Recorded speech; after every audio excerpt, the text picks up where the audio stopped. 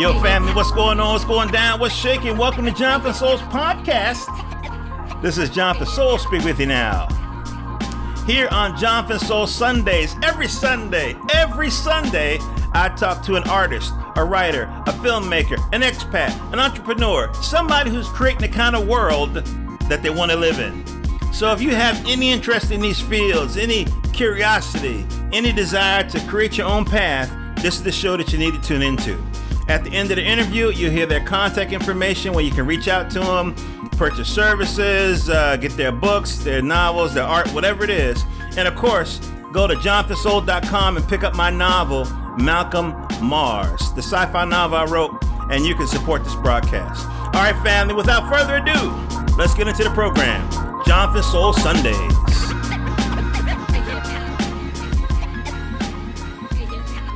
I got the honor and privilege of talking to a terrific artist, writer, and somebody who has, I would say, a style that's kind of on the bleeding edge of what we like to see in comics. Of course, I'm talking about Malik Shabazz. He is the writer and author of an illustrator, right? Yes, sir. Yes. Illustrator of this terrific series, The Sword is My Lady, The Lady is My Sword. Malik, what's going on with you, brother? How you feel, man? What's going on? I'm doing well. How are you? Righteousness. I first saw your books on Comixology, right? Yeah, I think it was Comixology. And no, it's not even true. I saw your books on Twitter. I saw your books on Twitter. I saw one of your illustrations. I think it was the brother, the Bolo Jenkins character, and I was like, "Damn, that kind of looked tight," you know what I mean? Because he looked like a character that you would see in like a '70s movie, and so I'm hunting and pecking, and so then I see you on Comixology, and then I saw your site, one of your sites anyway. And then I bought all of the stuff. I bought all the books on Comixology, the digital. And so I was excited to find out that I could get the print. And so, so here we are. It's so funny. When I always buy the digital first. And if I really dig the book, I buy the print. So here's where we are. So listen, tell me a little bit about, let's do this. Let's talk about the story first, and then we'll go into some of your background. The Sword is My Lady, The Lady is My Sword. That's a very interesting title. Tell me about it. Well, it's actually a name that a lot of people give me shit about because they say, "Oh, it's too long. No one will ever remember that," and all this other stuff. And it's not that they're wrong about it, but it's just there's as there should be with titles. But there's like meaning tied to the story within the name, and so the title itself is the sort of spoken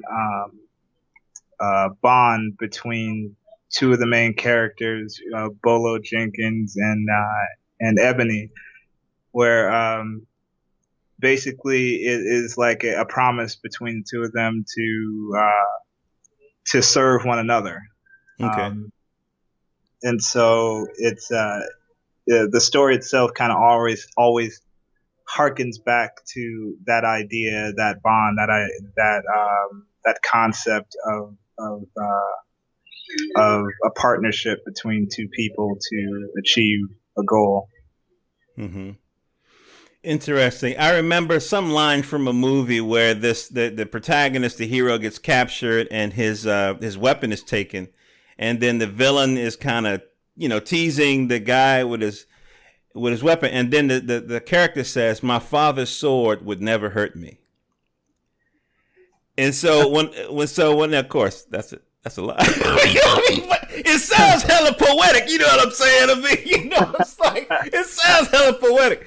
So you talked about Ebony. Now, when I read the book, it seems like Ebony is kind of like this guy's. So let's do a broad brush kind of thing. Like when I read the book, I get a sense that you got this big pot and you mixed in some Conan the Barbarian, you mixed in some 70s blaxploitation, and you mixed in some kind of Lord of the Rings type vibration. You left it on simmer for a couple of hours, went out, got some potato chips from the 7-Eleven, came back, and then you made this book. Am I right? Some of that. I guess if you picked up on the blaxploitation vibe, it's because in my mind, Bolo Jenkins is a sort of homage to one of my favorite characters, Shona from The Last Dragon. Okay, I get it now. Okay, my man. All right. Okay, that's cool. That is cool. Wow. Yeah. Okay. There's I really love that movie, and I go back to it and I watch it, and I think I would watch it a lot when I was first coming up with the ideas for the story, and I wanted to make a character that I did not see, in the fantasy genre or science fiction and such. I wanted to make a character that felt like, unique in its own right, and I was just on this fix with The Last Dragon, and I had been watching it incessantly, and I just paid way too much attention to Shonuff, and I was just like, wow, this character is like really good, like there's all this mystique about him, like he just shows up out of nowhere, nobody knows where he's been and everything, and he has this this aura about him, that just demands respect. And it obviously in the movie itself, he plays out to be more cartoonish, but the actor, I can't remember his name right now. I feel so terrible. But he understood the character himself, and he brought so much life to it. And there's so many, God, there's just so much about this character, and people, scoff at Shonuff. They think of him as like, funny and like, he's just a gimmick, or like, he makes that movie, but people think of him, more afterthought-ish, more than like actually delving deep into the character. Like he's asexual, he's very, driven by this idea of being the best martial artist. He doesn't want money. There's times where like the main villain, Arcade or whatever his name is, he offers him money and he's like, I don't want money. He has these two women around him and everything. He's even like, stealing Leroy Green's girlfriend, and he never once gives any woman in the movie a second look. He doesn't even like the idea of having. All he really is focused and driven towards is fighting Leroy and proving that he's better than him. Mm-hmm. And it just plays out in such an interesting way. It's so nuanced, and I know people listening will probably think like, oh dude, you just looking too deeply into like, a really shitty movie. But at the same time, there's so much else around that movie that is just done, kind of haphazardly. But for whatever reason, either like the director or the actor, or just, some strange chemistry between all the elements that came together. For whatever reason, Shonuff just is very, very pure in his characterization of this, this warrior who, is driven by nothing other than being the best at what he does. Mm-hmm. Also, but at the same time, having the perspective of Black people and our culture at the time, mm-hmm. which is what made it like, really refreshing and made it really stand out. That's interesting, man. I think sometimes actors, especially actors during that period, may have brought more dignity to the character than maybe the writers or the directors were expecting. I agree. And so maybe that's something that you picked up because they didn't have a lot of opportunity, at least for a Hollywood, kind of budgeted movie. They could have did their own bit, but so maybe they just took that. They said, if I'm gonna get a lemon, I'm gonna make lemonade. So maybe he just imbued that character with some stuff that you picked up on. Yeah, I mean, all things are possible. I mean, I dug as much as I possibly could into the background of the writers and the production of the film and everything. And from what I can tell, anyway, there wasn't a lot of thought into. They put way more thought and effort into Leroy, into his depiction, into his backstory, into his quote unquote character. But as far as the other characters, including even Shonuff, there was just very very broad stroke type ideas. Just he's a bad guy. He's just very generic archetypal construction of the character itself.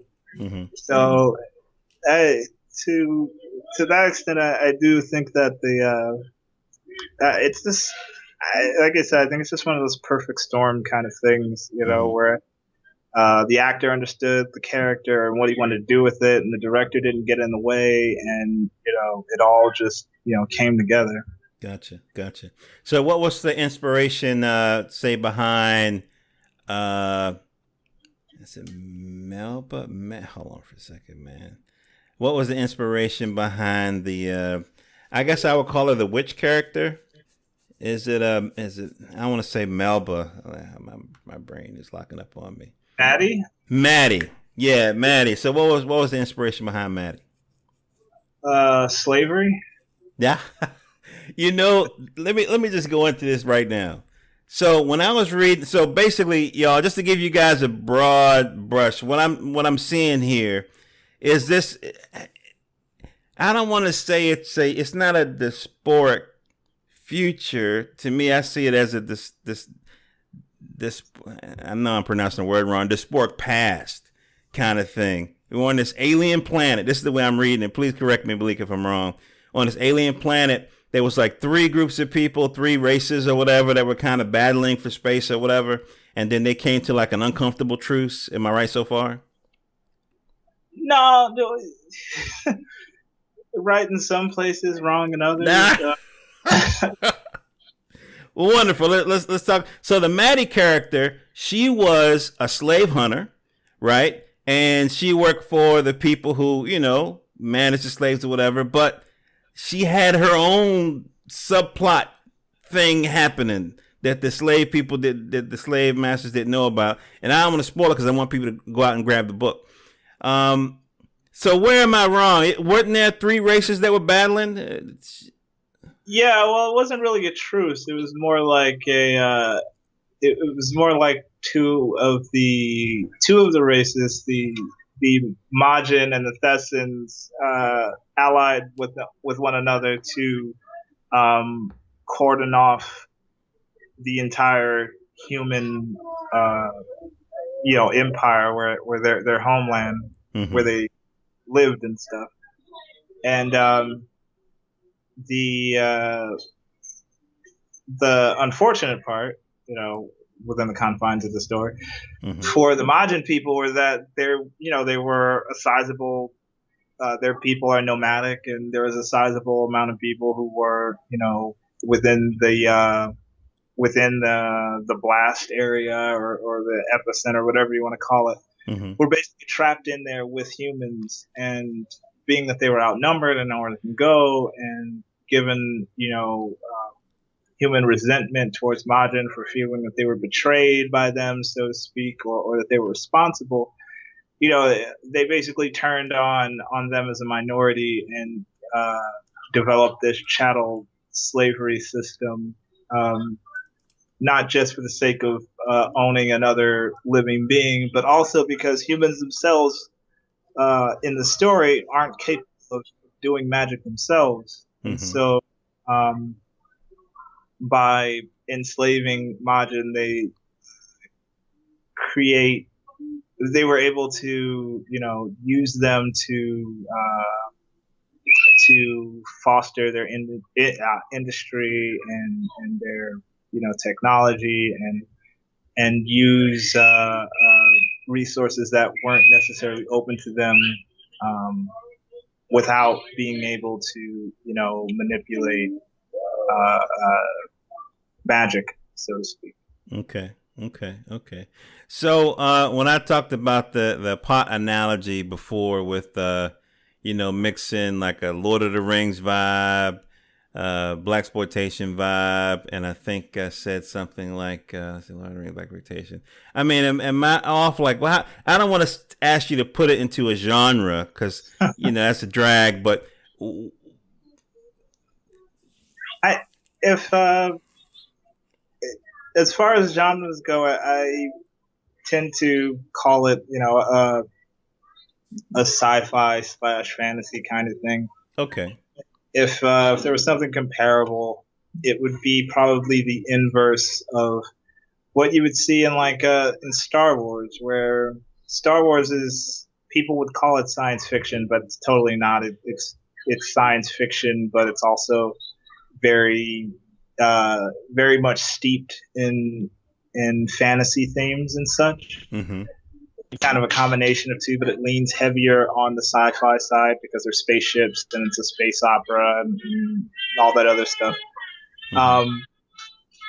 I think of this story as kind of an inverse of that, where there are science fiction elements to it, but it leans more on the fantasy side of things, very swords and sorcery like, but the time period technology-wise is somewhere around the middle of the industrial era in human civilization. So you have trains, you have cars, you have flying vehicles and such. But there's not like space travel or internet or social media or anything like that. Mm-hmm. So it's Star Wars on land. Yeah. In a way. So the magic, that's a much better analogy than what I came with. Much better. So instead of the Force, you have the magical aspect and everything, and then there's sword fighting, and there's a lot of action. So I've gotten, let's see, 1, 2, 3, 4. So I've gotten the 4 books that are available on Comixology. Speaking of which, folks, you can go to Comixology and look up The Sword is My Lady, The Lady is My Sword, and those issues will come right up. And then you can also go to Malik-Shabazz.com. Malik, so MALIK Shabazz, I know I spell Shabazz with 2 Z's.com, and you can get the physical books there. Am I right about that, Malik? Yes, sir. Yeah. So I always suggest people buy them twice, okay? Because folk got to eat. So buy the digital book first, so while you're on the train and you're waiting in line or whatever, you can flip through it and stuff on your big ass phone, because the phones are getting bigger and bigger. After a while, they're gonna be like those boom boxes that we used to have in the 80s. So so do it on your, and then this is great. Then go and get the physical joint that you can keep at the house. You know what I mean? My favorite part of these interviews was I talked to what's the brother? Paul Louis Julie, right? And he does Johansi and the Egyptian werewolf things, the Pact. And he said that he pulled some, I think it was X-Men comics or Fantastic Four comics off his father's shelf. You know what I mean? I want you guys, folks, to be able to pull The Sword is My Lady. It's only one page, maybe the kids can't look at it. You know what I mean? But I want them to be able to pull these books off your shelf. You smell me? I want you to be able to do that. So, all right, then. So we talked about Bolo Jenkins. We talked about Mad Maddie. Now, there's this kid who invented this teleportation gun. Am I right about that one? I got to read these books again. Teleportation gun, right? Yeah. It's there's part of it I really can't say because it gives away a bit too much. Right. But to basically sum it up, he made a gun that's capable of shooting spells, so to speak. Wow, that's unique. Shooting Yeah, spells, okay.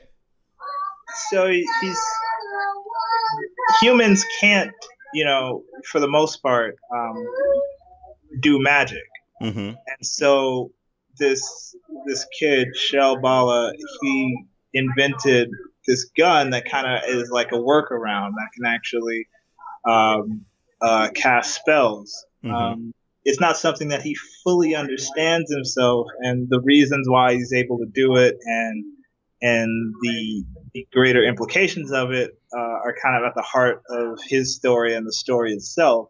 Mm-hmm. But it's it it ends up being like a serious piece to what could help humans get outside of the barrier that they're all trapped within, which is why it's so important. Mm-hmm. Now, the thing that stood out for me in that book was the theme of class that came out. Because, this kid was, it looked like, he kind of grew up in, the impoverished area or whatever.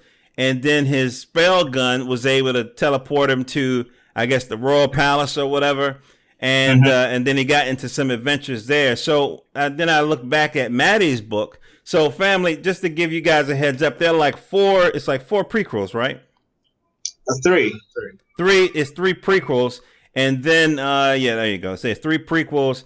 And then, the main issue here. And then there's a number 2 that's going to be coming out. Let's see, you can pre-order number 2 now. And let's see. Okay, so it starts tomorrow. Tomorrow you can pre-order the book?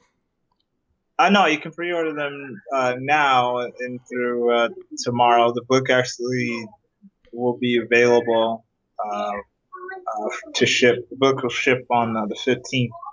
So now, today, tomorrow, then after the 15th, it's not a pre-order anymore because the book will be on sale. So you just get the book. Gotcha.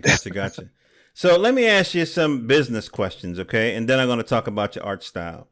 How's your book been received by the fans? And describe a little bit about your demographic. I think that as far as like small press books go, I think that my book is received fairly well. Mm-hmm.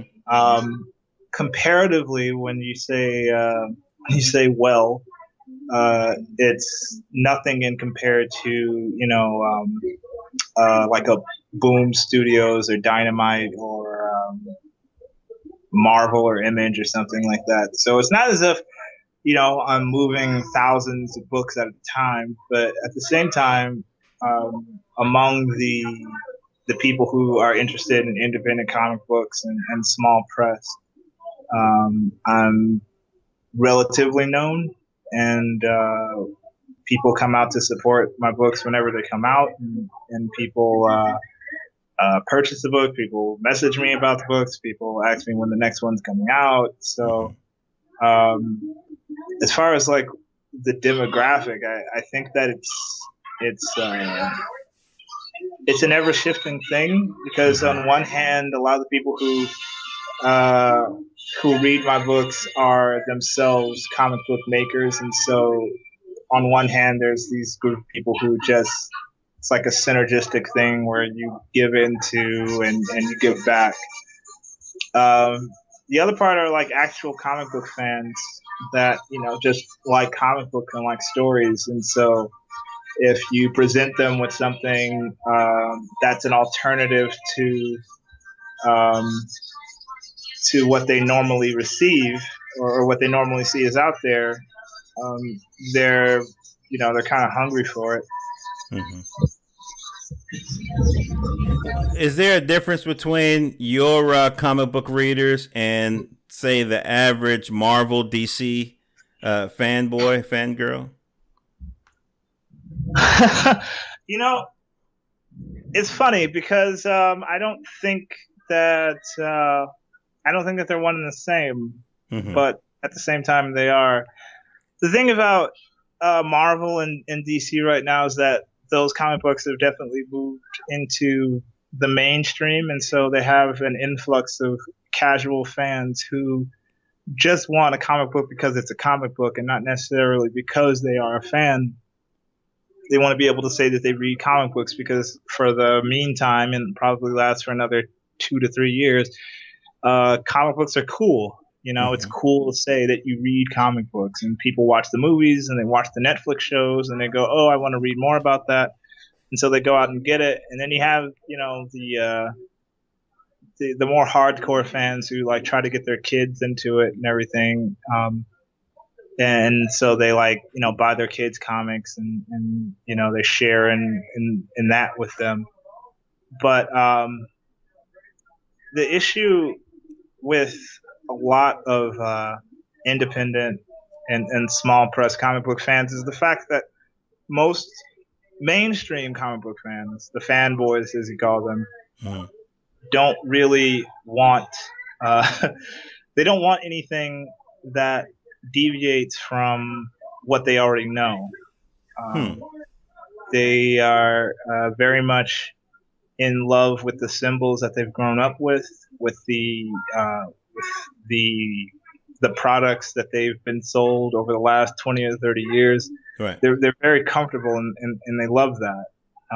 Bless their hearts. But at the same time, even though there's like a focus amongst comic book fans who are trying to say, hey, you know what? We need to start supporting the little guys. In reality, even when they go to the smaller press, what they're really looking for are alternate versions of the stories that they already know. Exactly. Yep.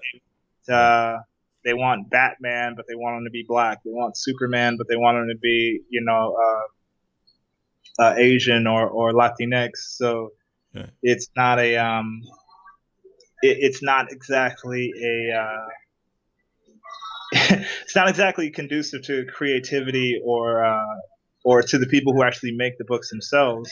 Mind you, a lot of independent creators do play into that, you know, and that's their choice. But at the same time, it makes it much more difficult for people to, you know, be creative and push boundaries and use the art form as it was meant to be used if all we're doing is, you know, recreating Marvel and DC, but just painting it differently and saying like, you know, hey, come buy it. But it is what it is. I mean, in my mind, that's like a version of black exploitation or brown exploitation. You know what I mean? Have Earth, whatever number, the Superman is black, and yeah. So let me ask you this, and then we're gonna talk about your art style. So, what's your feelings about Luke Cage and how that's popular? That series, because to me it's just black exploitation 3.0. Like 2.0 was New Jack City and them, and so now you know to me black exploitation is anything that displays black people in a two-dimensional fashion, in a fashion that is not threatening to, you know, white folks in general, you know, or in particular. You know what I mean? That's black exploitation to me. When you have something that explores, you know, the depth that black people have as a human being, right? You know, little nuances and stuff like you do in your book, then that's, you know, that's pure art. That's a different kind of vibe. You know what I mean? But, you know. The thing about black exploitation, though, is that, you know, when black exploitation in the 70s was about black people creating black stories and empowering black people, you know, who were basically being typecast and stereotyped and altogether shut out from Hollywood. And so it was, you know, it was a thing that became really, really popular because of just how different it was from, you know, everything else that was out there. Some people said it saved Hollywood economically. It definitely did have an impact. That is not something that can be that it's not something that can be denied. So is Luke Cage performing that kind of thing for Netflix, you think? Luke Cage. Like, well, we love this Daredevil vibe that we getting. Jessica Jones, she's okay, but we need a Negro up in there to really make it happen. Find me a black character by 12 o'clock. You know what I mean? So, you know, I think that's what Luke Cage is doing. Luke Cage is Um, But the brother is doing what your actor did in Show Enough by bringing that dignity. All of them, I'm sure, are bringing that dignity and that oomph that maybe the original creators and the guys with the money bags behind maybe they wasn't expecting. No, I honestly, I hate Luke Cage. I was trying to stay in the middle of the fence, man. You just knocked me off. You don't like Luke Cage? Oh, you gotta explain that. I hate Luke Cage as a character. One, Luke Cage, Luke Cage, and both Black Panther were two characters created by white people to take advantage of, the climate of the time. Yep. Both blaxploitation and Black Panther is called Black Panther. It's not a fucking coincidence. Exactly. That you have a character named Black Panther being put in comic books right in the middle of the Black Panther movement. Right. It's not a like I said, it's not a coincidence. Mm-hmm. But fast forward to today,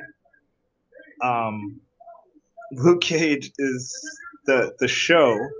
I haven't read a Luke Cage comic book in a very, very long time, and I'm not in any rush to do so. But the show itself is so demonstrably bad, just terrible. And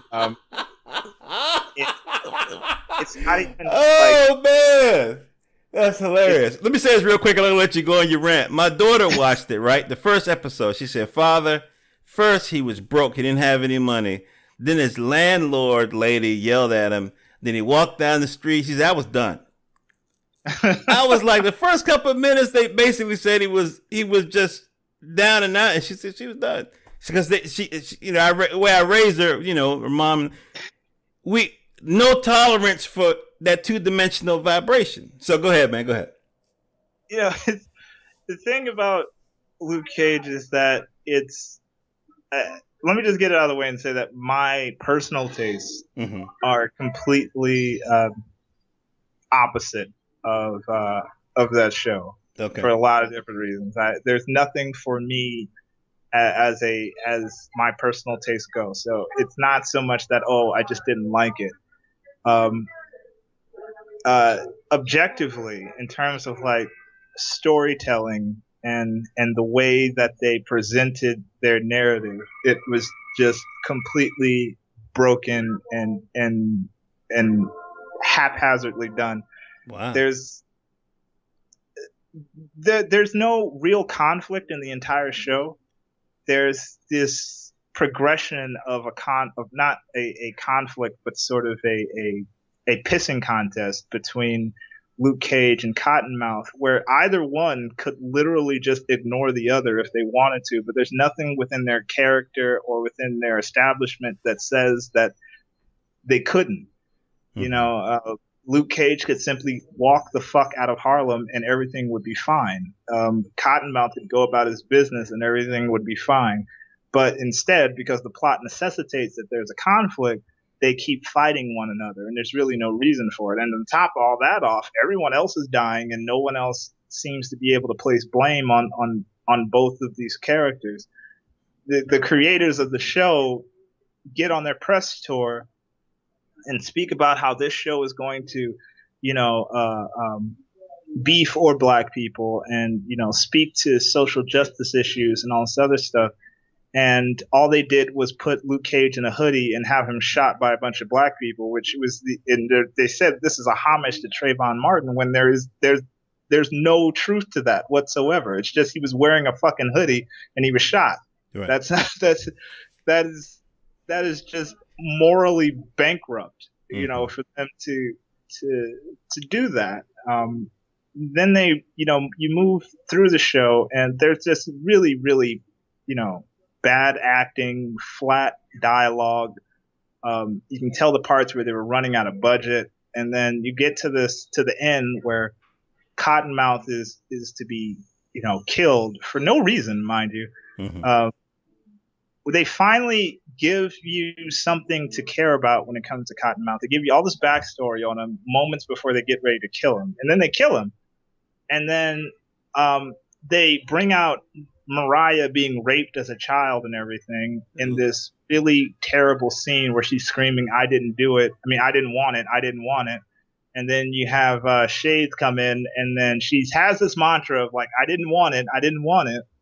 And then he comes in, and the first thing that anybody says to this character is, I think you did. And the subtext of that scene, they weren't really in control of, because if you have this woman who's been raped and then she's, having this emotional response to somebody telling her that she wanted to be raped or she wanted this sexual encounter with her, with her uncle or whatever. And then the first thing that somebody says to that person is, I think you did. They didn't know what the hell they were doing, and it's Wow. it's so obvious that you would have that happen, and then pass it off as if, oh no, they were trying to say that, oh, she really wanted to be, in Cottonmouth's place and be the runner of like the whole dark side of the business and everything. And even if that was the case, directly after that, she immediately takes a back seat to Diamondback, wherever the fuck his name was, the new bad guy who just shows up out of nowhere, and all of a sudden she's even on less. She has even less power than what she had when her brother was alive and was taking care of everything. So it's complete hogwash. It's complete terrible writing. It's complete haphazard thinking. It's bad dialogue. There's just nothing good. there's nothing good that came of that show. And to top all that off, to get on your press junket and tell everybody, oh, this is going to be, a show that speaks to the issues that Black people face and everything that's going on. And, oh, I think it's time for us to have, a bulletproof black man, yada, yada, yada, yada. The only person to say Black Lives Matters in that show is Mariah, and she's a complete fraud. Wow. That to me is like, you can't excuse that. And a lot of people did. Millions of people did. Millions of people jumped up on their couches and said, yes, oh, I'm loving this show, and Black Panther, yada, yada, yada, which was very, frustrating for me. But I've never heard a critique of that show. I've talked to a lot of people, but I've never heard that detailed and that vehement of a critique. Wow. It's you don't do that, and if you know me, if you know people who know me, they'll tell you that I'm somebody who takes story very, very seriously. And for you to tell Black people that this is for us, this is going to be a response to everything that we've been going through for the last 2 years in national media. We have this show that's getting all the spotlight, getting all this attention. And then I don't care if you really told a bad story. You don't open your mouth and you don't tell people that this is going to be a story that speaks to the struggles that we're going through, and then turning into a 13-episode a lecture on respectability politics. Wow. Like, you don't do that to people. You don't. You want to make money, fine. You want to tell a bad story, fine. You're not the only person to do it. I don't care about that. But when you add the moral and ethical implications of the platform that you're on and the story that you're trying to tell, and then you just try to tag along in there that, oh, this is a show that's going to be for us and everything, and then you pull some bullshit like that, to me is just is completely it's just wrong. Wow. Wow, man. God damn. Wow. Okay. All right. Well, you definitely, your perspective is a little bit heavier, a little bit deeper than some of the other conversations I've had around the show. And it's not necessarily just that particular show, but the ideas that you discussed around it, pimping the struggle, you know what I mean? The promising and not delivering, that whole thing. Yeah, man, that's heavy. So I'm not gonna even ask you about Black Panther. You know what I No, mean? I'm not gonna even ask you. no, Black Panther's a good thing no matter what happens.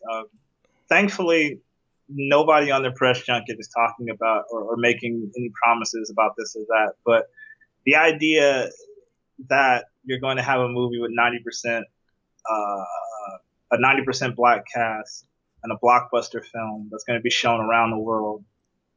The success of that movie financially will do wonders for the cause of diversity in film. Even though Asian and Latinx people in cinema are still being drastically underrepresented. Mm-hmm. Uh, even as that may be that as it may, you know, as long as this movie comes out and people love it,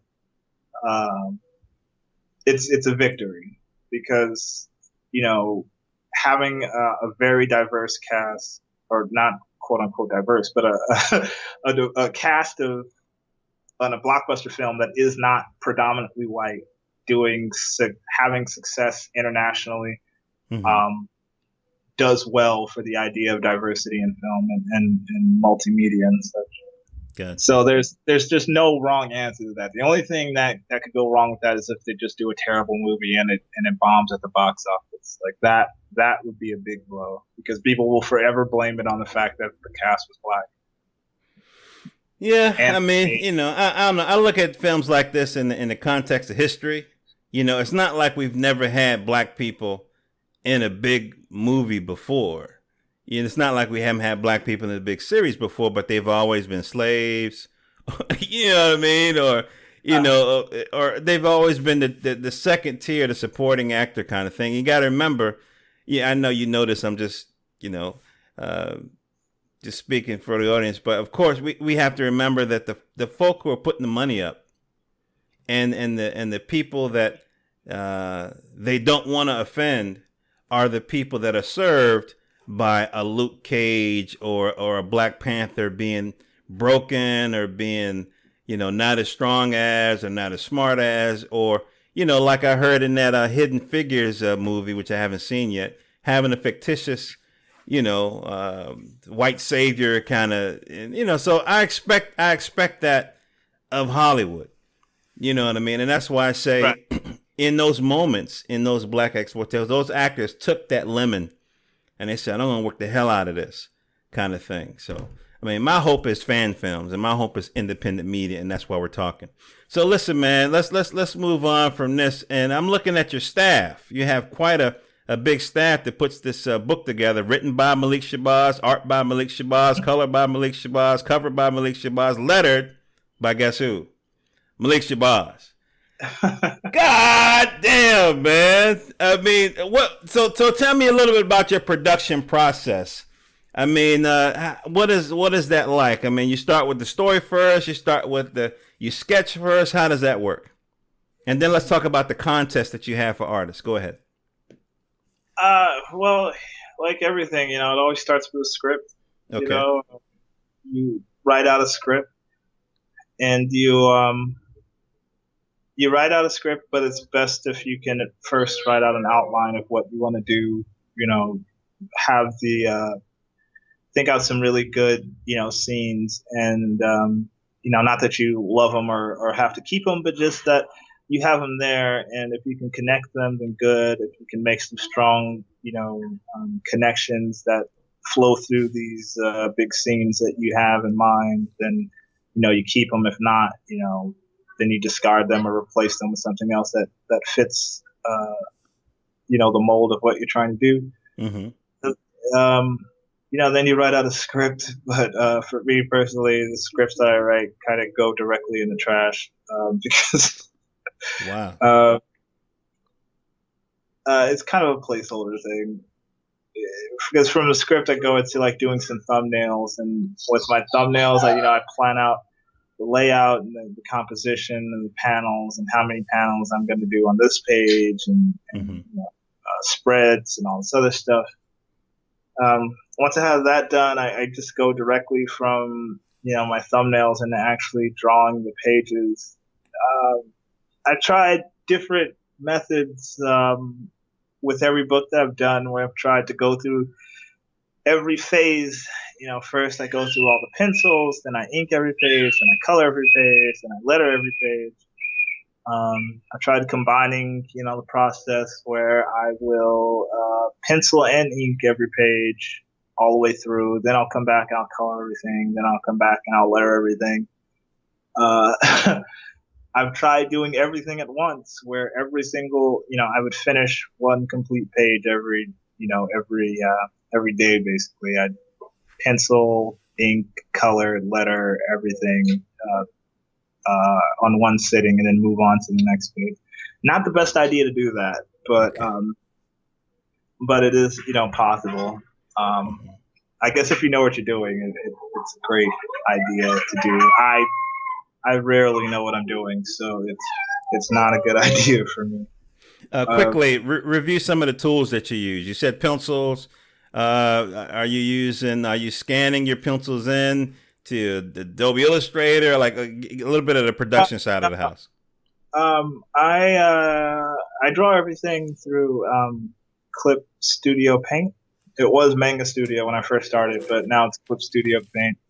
I have a Cintiq, and I just draw everything out on my Cintiq. I do like to do my thumbnails, on regular pencil and paper, just so I can have them hanging on the wall when I'm getting ready to actually draw stuff out. Being able to look up at it and see everything out in front of you kind of gives you a better perspective on stuff that needs to be fixed. Yeah, that's the program that I use for pencils, inks, colors, all that stuff. Okay. And wow. So you don't want to pay that? Was it $30 a month for Adobe Illustrator, huh? No. I hate that leasing of the program, man. It's crazy. Yeah. Seems like highway robbery to me. It does. So let's quickly let's talk about your contest. So you're having like this kind of tournament, elimination, Dragon Ball Z Fight Club styles. You're going to have some artists kind of doing like a competition thing. Talk about that. Yeah, I do last year we did this tournament. It was called the Aho Next Step Tournament. Aho is a group on Facebook where it's a group of artists. Everybody meets up via Google Hangouts, and we share screens, and we share information, we laugh, hang out, all that other stuff. We hang out. So, ideas getting kicked around one day, and eventually came up with this idea to do a tournament for artists. A lot of artists obviously are, working two jobs and doing their art on the side or whenever they can. And that usually means they don't have a lot of money to afford, some of the great art tools that you need in order to, in order to take your art career to, the next level. Hence the name of the tournament, Aho Next Step Tournament. So we got together. We initially wanted to get 32 artists together. We got them together.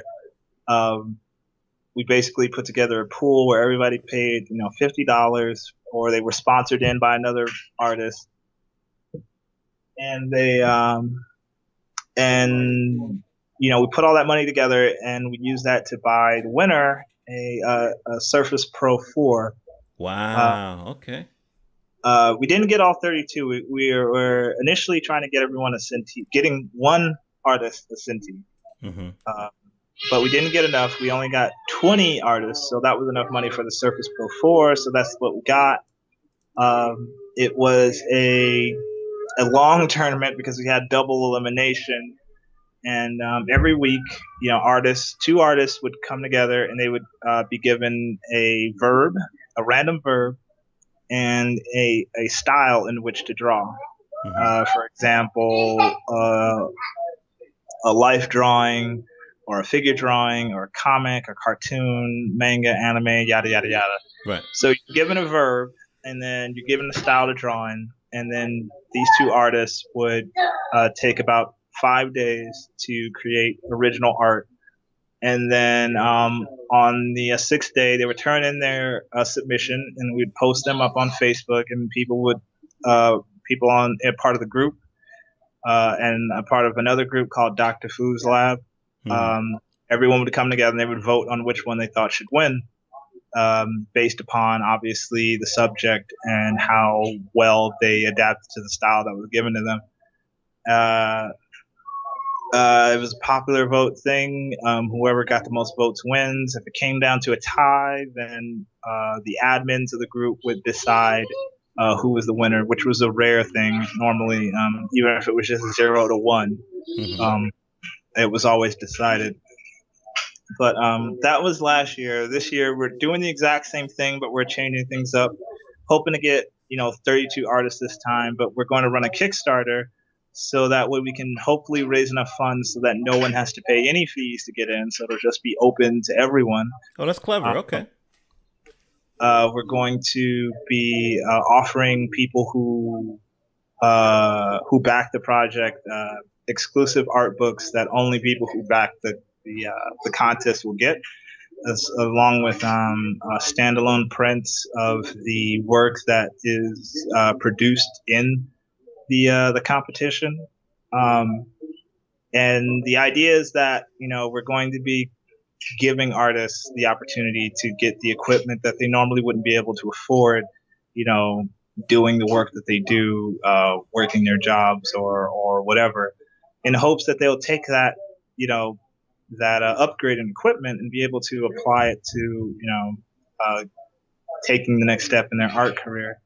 The tournament itself is, in a sense, very much what it means to be a professional artist. You're given a topic, you're given a style to work within, you're given a deadline, and you have to meet it. If you don't meet it, you'll be eliminated. These are like tools and ethics to have if you're going to be a professional artist. And if you're not going to put 100% into it, then you're not going to get 100% out of it. And everyone who was in the competition, for the most part, talked about just how much they learned about themselves, how much they grew as artists. So it's a very positive thing for, and also the people who sponsored other artists felt like they were helping out. They were giving back to an art community and everything. So it's beautiful. Yeah, it's a very positive thing to be involved with. Wow. So as we wrap up, I want to be respectful of your time. Just talk about where they can purchase your books, where they can follow you on social media, and then shout out that Kickstarter that you're launching again. If you want to find me on Facebook, you can find me at The Art of Malik Shabazz. Facebook, Instagram, I'm Shabazz Arts. If you just look up The Art of Malik Shabazz, you'll probably find me in most places. You'll find my website.